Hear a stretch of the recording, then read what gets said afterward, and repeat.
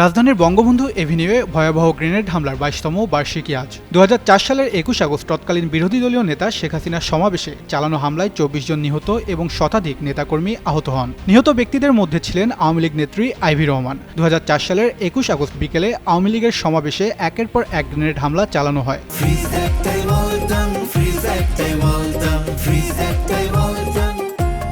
হামলার মূল লক্ষ্য ছিল তৎকালীন বিরোধী দলীয় নেতা শেখ হাসিনা। হামলায় তিনি আহত হলেও প্রাণে বেঁচে যান। ঘটনার পর মতিঝিল থানায় হত্যা ও বিস্ফোরক দ্রব্য আইনে দুটি মামলা করা হয়। শুরু থেকেই মামলার তদন্ত নিয়ে নানা প্রশ্ন ও বিতর্ক ছিল। ২০০৭ সালে ১/১১ পট পরিবর্তনের পর তত্ত্বাবধায়ক সরকারের সময় মামলাগুলোর তদন্ত নতুন করে শুরু হয়। ২১ আগস্টের সেই হামলার ২২ বছর পরও দিনটি বাংলাদেশের রাজনৈতিক ইতিহাসে অন্যতম ভয়াবহ সহিংসতার স্মৃতি হয়ে আছে।